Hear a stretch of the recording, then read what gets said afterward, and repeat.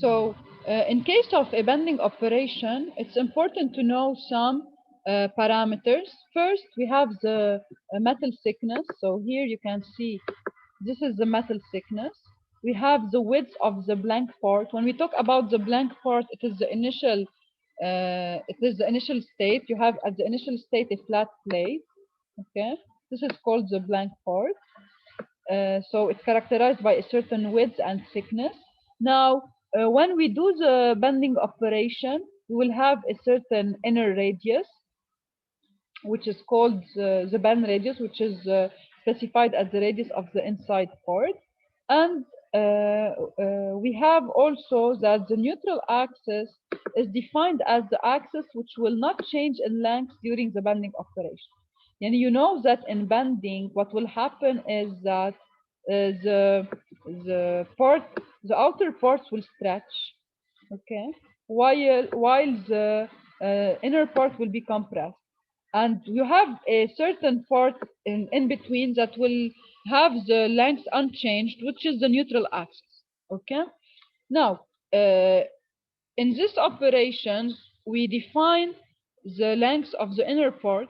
We will see together how to determine what is called the bend allowance, okay, which will determine the size of the inner curvature.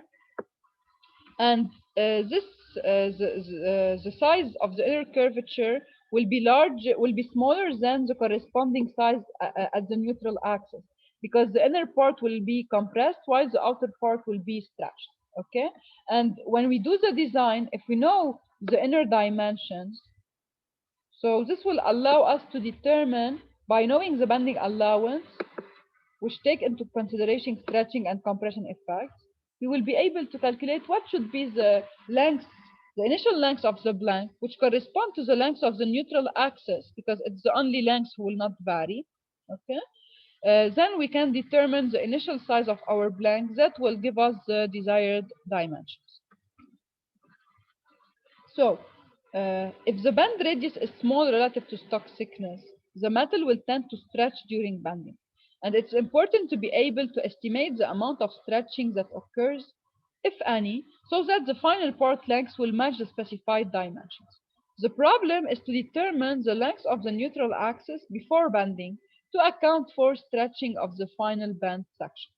This length is called bend allowance, and it can be estimated by the following relation.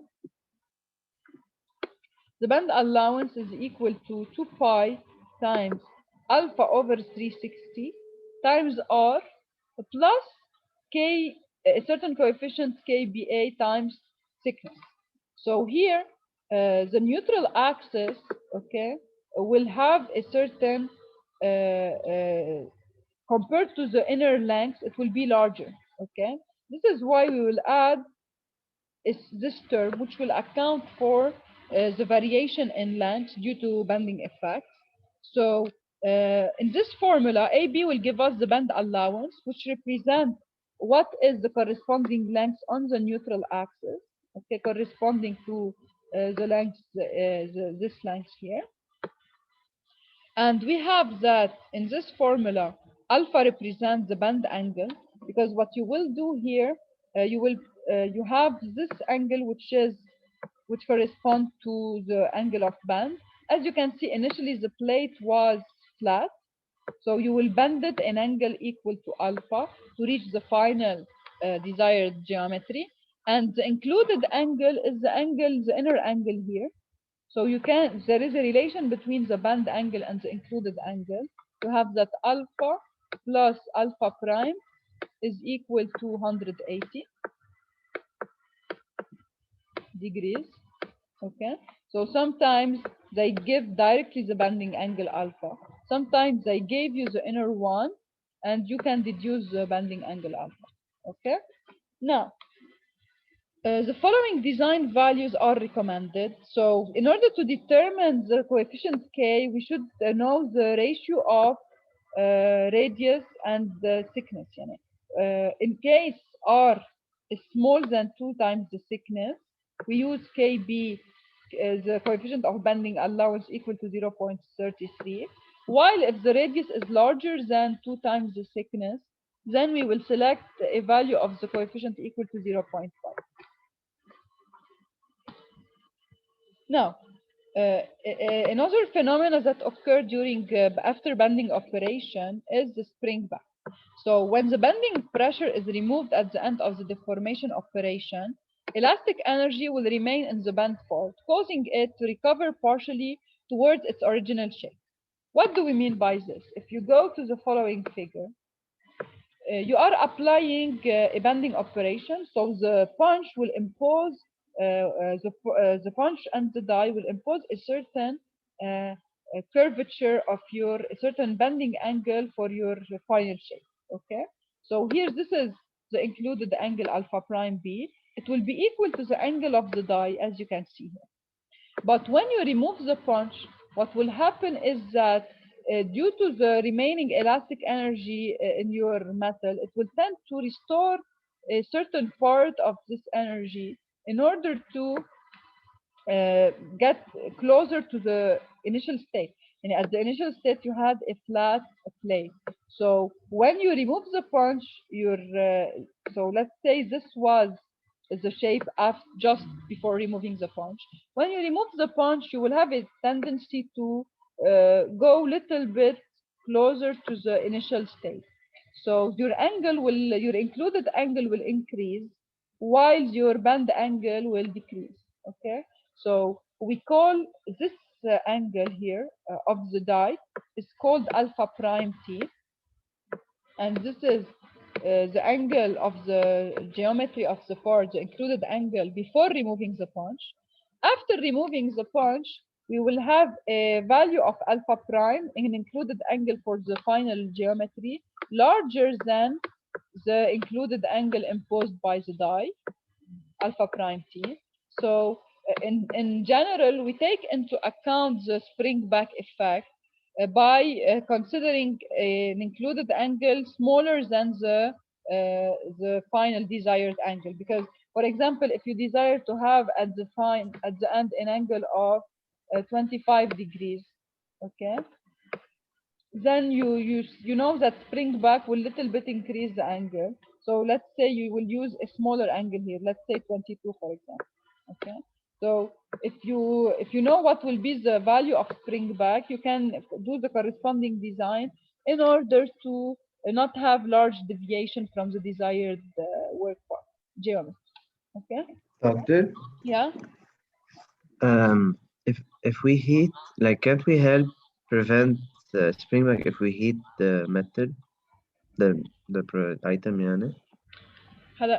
In general, you can affect when you heat the metal, you will increase the ductility. Okay, and Mm. mainly what is this operation will depend mainly on the elasticity, on the modulus of elasticity, and on the yield strength of your metal. So yes, the if you want, you can see what is the effect of heating on the yield strength, and then based on this you can decide if you can heat a little bit your system, because this will increase, if you want with heat you can increase the ductility, it will be easier to Mm. deform. But at the end, يعني, even if you heat, when your final product will be cooled after, يعني, the heating operation will not prevent, if you want, this effect, because at the end when you cool your final part, you will go back to the initial state if you want. So So it will spring back when it cools down. yeah, it will spring back when it cools down. Okay, okay. And you will not you will just benefit for a small period of time, but at the end it will Mm. go back, and it will do a certain effect. And in general, يعني, we do this operation, if you want, it's not at we don't do this operation at high temperature. It's a cold forming operation. Okay. Mm. Okay, thank you, Doc.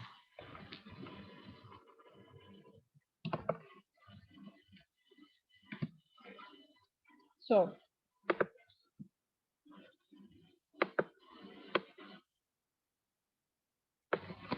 So here we have that, although not as obvious, an increase in the band So with the spring back, we will also have an increase in the band radius, okay, due to the elastic recovery.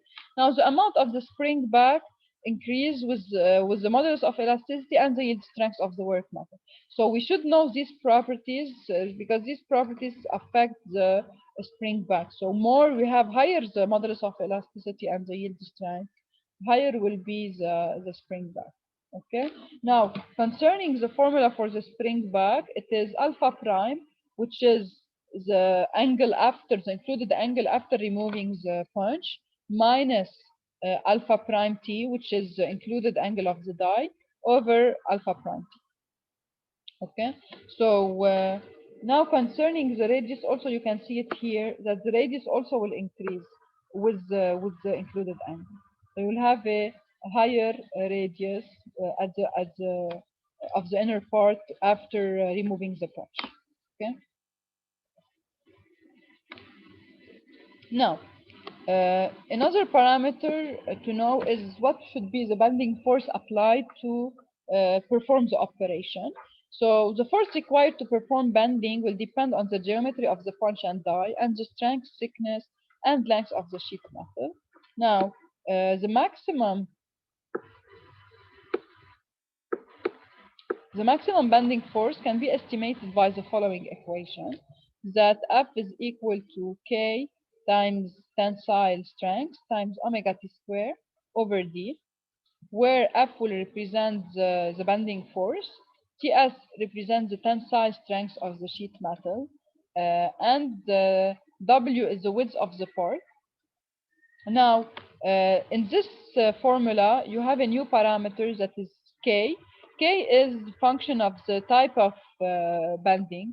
So if you are using V bending, K will be equal to 1.33. If you are using edge bending, K will be equal to 0.33. Okay, so if you have a V die, it's 1.33. If you have a wiping die, it will be 0.33. Okay. So let us do some examples on bending.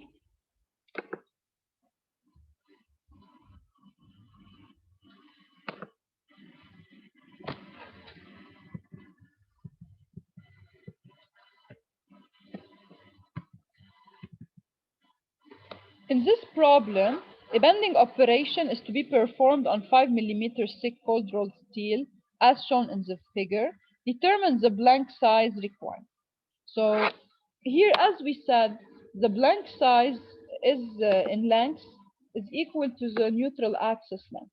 Okay, so here to be able to know what is the blank size required, we should calculate the corresponding neutral axis length. And in order to calculate the neutral axis length, we will use the formula for bending allowance, okay? Because here you can see that during bending, you have that here the inner part length here will be smaller than the corresponding part in the bended neutral axis part, okay? So to calculate this length in the neutral axis part, we should use the formula for the bending allowance, okay? And then we add to the bending allowance the lengths of 58 and 46.5. Then we get the total length of the neutral axis, and which will be equal to the length here. So this is equal to the length of the neutral axis, okay? Now, what the parameters given are the thickness. They gave us this angle is the include